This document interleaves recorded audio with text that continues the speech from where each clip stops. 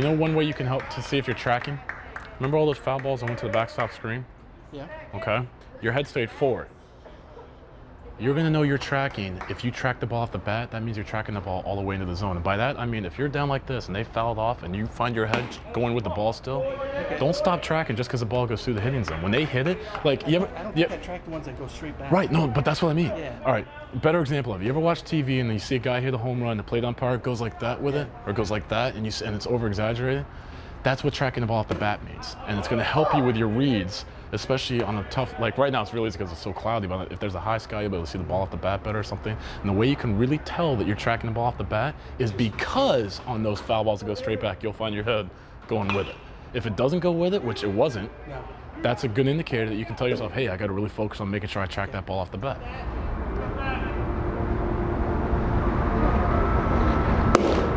Now, what you should be telling yourself here, even though he's not technically holding him on and you're not anticipating a pick, be ready though, because they might do a play where he drops back to first and you don't want to be surprised by that, because the pitcher can still pick to him if the first baseman's making a play on him at first base.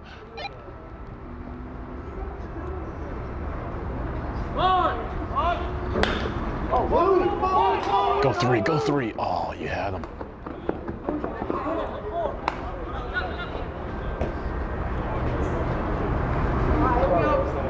All right, Dave, keep your head on swivel on that, because you did a nice job following the ball, but, you know, the first baseman's lying on the ground or there's a runner coming up there. If the runner trips over that first baseman, you got obstruction. So you got to make sure your head's going back and forth to see it, because that first baseman's had his opportunity to field the ball. That opportunity, it's just like that play in the World Series a couple years ago. So just make sure your head's on a swivel.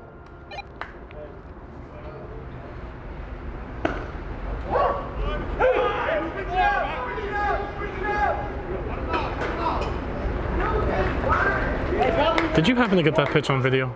All right, let's talk about that pitch. Brad, I agree with you 100% that that pitch might have and probably was a strike. But I want you to keep in mind, too, that perception is reality, especially here. That pitch right there, the catcher caught it on the way down to the ground. His glove ended up on the ground and everything. And the only reason you're not hearing anything is because it's inter squad. And they are probably not going to argue. But if that's a regular season game, especially for strike three, they are going to be jumping you about that pitch. Just keep that in mind. That's another thing you want to slow your timing down about, because even though I agree with you that pitch was probably a strike, the way he caught that, that's something else that's involved with your decision as to whether or not to call a strike. Because you don't have computers and stuff out here, so you're back to the old-fashioned way where it's, you know, survival. You gotta be believable in the dugouts, and they may not believe that that's a strike. So just something to think about with your timing. Slow it down and make sure everything looks good when you decide to call it. Hey Drew, do me a favor. Take about 2 big steps backward towards second base. All right, since those weren't very big, take 1 more of those steps. There you go. I think you want to be about right there. Is it better or no?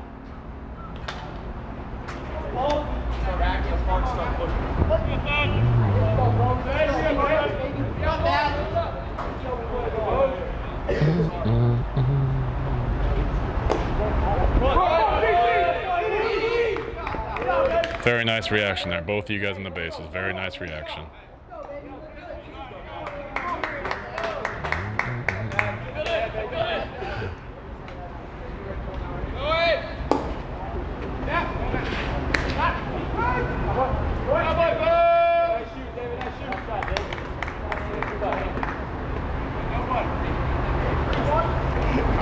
That's not bad. I'm going to nitpick you a little bit, Drew. That's not a bad job. The entire time running back to third base, you were focused on foul territory and your back was to the runner at second.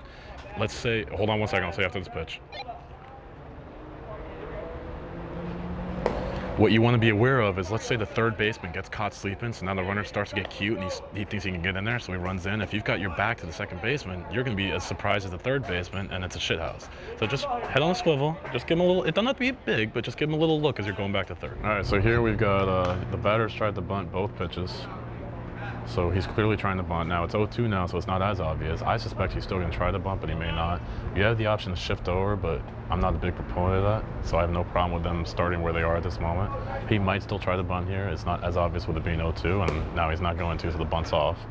If you do shift over, because of what we were just talking about there, so let's say you shift over for the first 2 pitches. If it gets to 0-2, there's nothing wrong with shifting back between pitches, because you're assuming he's not going to bunt with 2 strikes.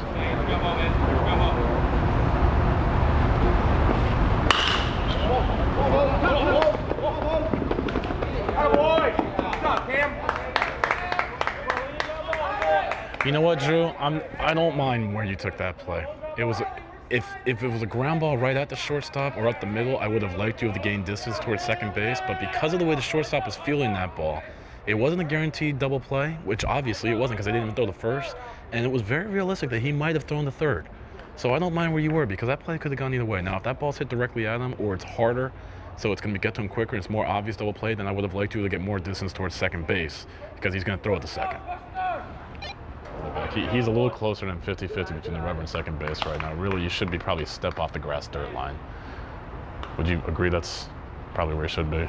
And the reason being because he's got to play at second and third. He doesn't have to play at first, so he doesn't have to cut all the angles like you do in two-man.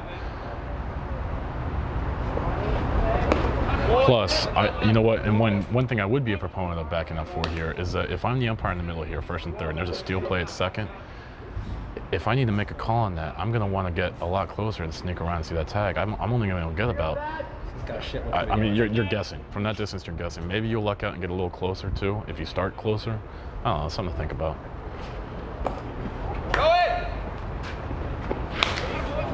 See, like on that play right there, he's looking right through his back. If he starts further back, he might be a step or two close to the second, maybe sneak around and be able to actually see that tag instead of looking through the run. Now, there's nothing wrong with what he did.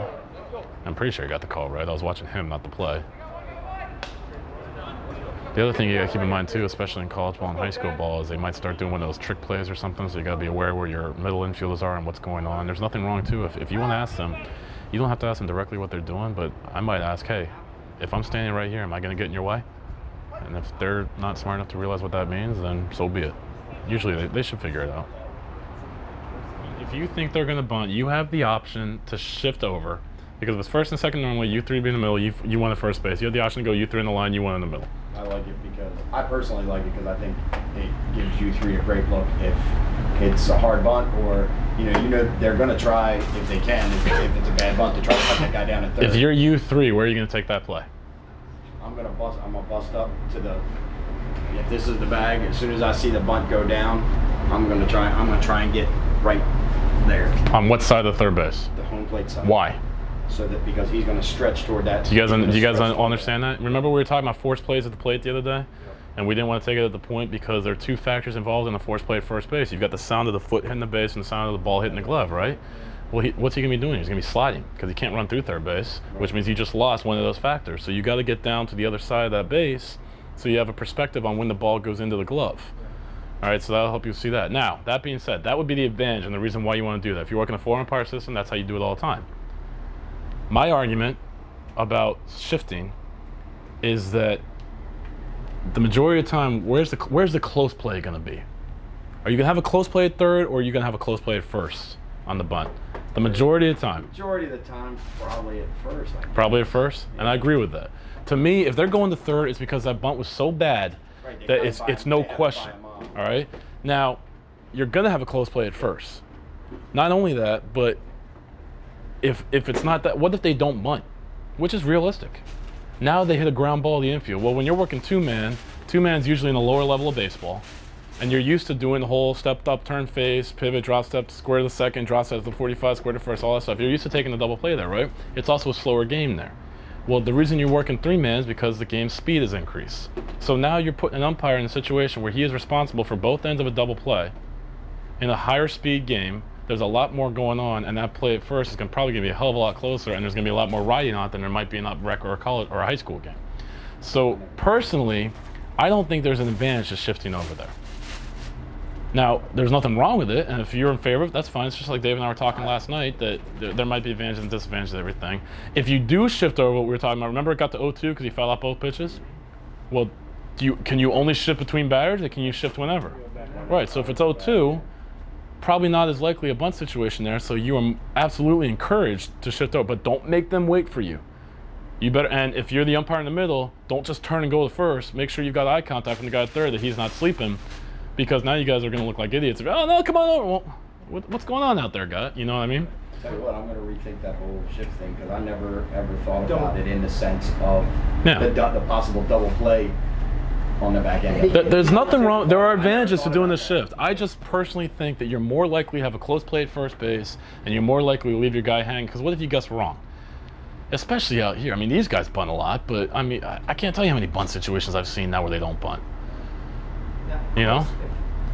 Can you speak to if you do switch out, starting position for you three? For you three, where do you think you would start? If you're trying to get on the home plate side of third base, if this shin guard is third base, normally I'm going to be all the way back here, right? I'm just going to get right up on the base. And when he squares to bunt the ball, not when he squares, but when he squares and actually is bunting and making contact, that's when I'm going to break to get to, I'm shooting for that front corner of the coach's box. That's when I'm going to break to get over there. You don't want to break too soon, because what if he does a slash bunt or something, now there's a hard ground ball over the third base bag, and